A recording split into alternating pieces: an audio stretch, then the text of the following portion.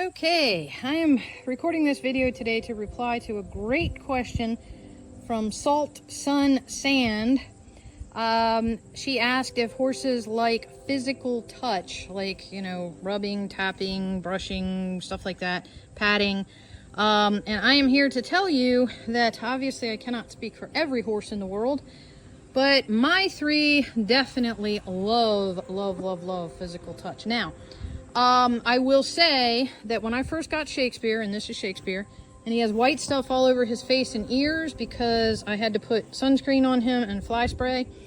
But I will say when I first got Shakespeare, I couldn't even get near this horse because he had come from a pretty bad abusive situation. He did not like people. He did not like being touched. As a matter of fact, he was so distrustful of people that it kind of was a little bit dangerous. His undercarriage under here when I first got him was so, and it's got fly ointment under there too, but it looked like hamburger meat. It was so eaten up with flies and such a mess. But you know, a lot of people, what I started doing with Shakespeare before I asked him to really do anything with me is I would just, I would get a hold of him. I would put a halter on him like so. I would tie him, and I developed my entire relationship with Shakespeare at first by grooming him, okay?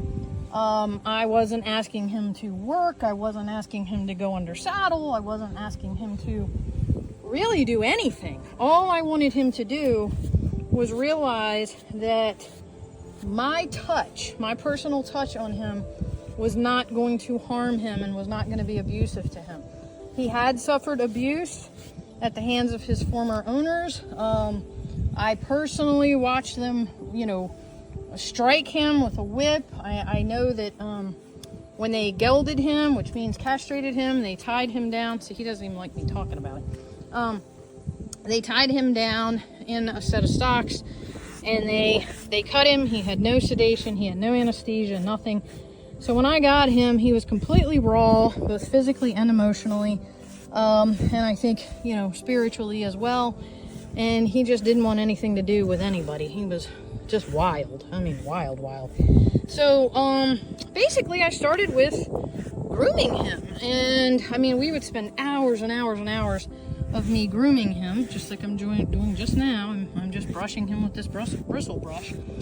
And, we'd spend many nights in the barn.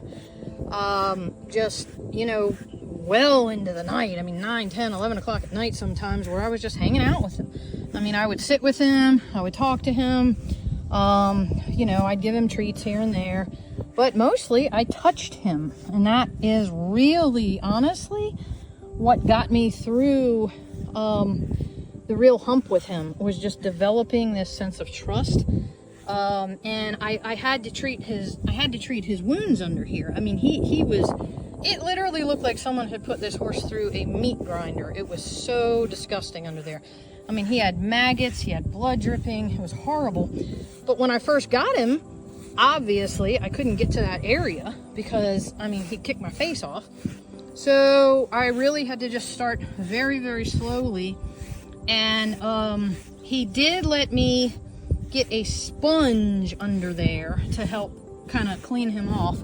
And I could gently spray him with water, like from a distance, but I couldn't physically touch him with my hands. The sponge was on the end of like a pole, and I could kind of get under there with some medicine and very gently rub it. But, that was sort of my, and then it built up to the point where he did actually begin to trust me, and I was able to get my hand under there.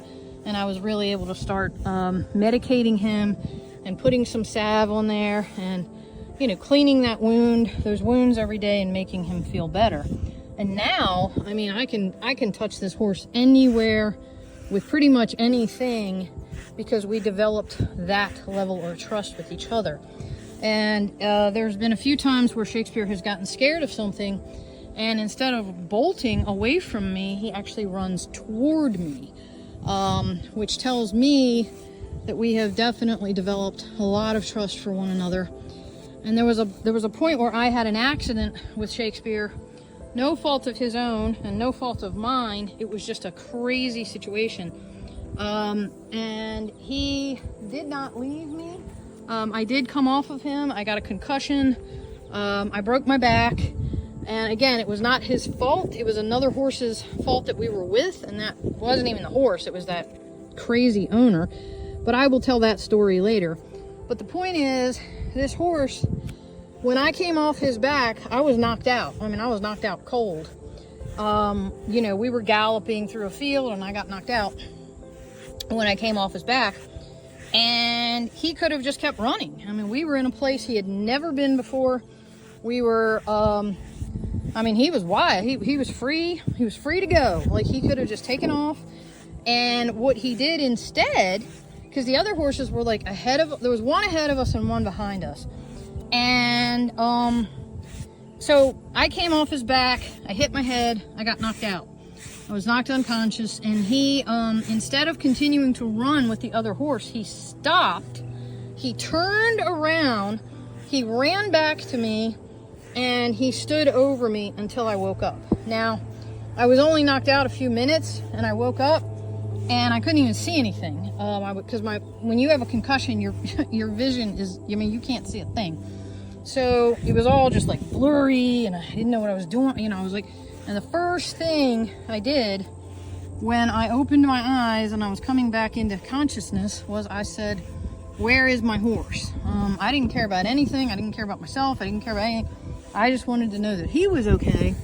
And then when my vision cleared, I saw his big old head looking down at me because he was standing right over me, guarding me. So this conversation here about touch kind of went off the rails. I mean, in a sense, but you know, to your point of do they like touch and do they like to be, you know, pet and patted and rubbed, I can tell you my horses line up for it because it is so important to them. And this like physical contact with a horse is tremendously important, because if you study the energy systems at all in a body, a human body, in animal bodies, everything, you know, you may have heard of the chakra system. Well, a horse has a massive heart chakra, you know, right in here, and they can feel, you know, someone else's heartbeat and heart chakra, I think within like 10 feet of them or something like that. So basically, when I'm this close to this horse and I'm working with him and we're in a Zen kind of routine together, they say that your horse's heartbeat will actually mesh to your own heartbeat. And this has been scientifically proven. Like their heartbeat and heart rate will eventually match your own, like thud for thud. So yeah, it's tremendously important. To me, touch with a horse is probably one of the most important components of being with them, because that is how you touch equals trust, right? Horses are fight or flight animals. They're not going to let you touch them if they don't trust you. So to me, you know, those terms are synonymous. You know, if I can put my hands on every part of my horse, then I know that my horse trusts me. So my touch equals trust in his mind and in her mind and in his mind. So these things are critically important, and that was a great question. I'm really, really happy that you asked that. So thank you for that. And if you all want to know any more, if you have any more questions, I am certainly happy to answer them. But you can see that he is like really enjoying this grooming session. He loves the touch. And a lot of times, I mean, certainly I will use the brush, but I will tell you something else. I always, after I am done grooming, or even while I'm grooming these guys, I take this brush and I get rid of it. And then you know what I do? Did you see that? The minute my hand was there, he bent in to meet my hand, because My hand conveys my energy to him much more so. And see, there's a lick and a chew. Now see, when you get a lick and a chew with a horse, when you get a lick and a chew with a horse, that is a phenomenal thing, because that means that they are releasing. See, there's another one. That means it's an emotional release for them, and it actually means that they are happy. They are understanding what I'm conveying to them. And I know, my boy, I see you. I love that nose. So, yes, they love their hand. They love the hands being on you. Now he's saying, I'm done. He's ready to go, because see that? He's telling me. He's like, all right, we're ready. He knows I'm done. So when I stop, he's like, oh, okay, let's go. So, yeah. So anyway, I hope that was a good answer for you, and I hope that provided you with some clarity.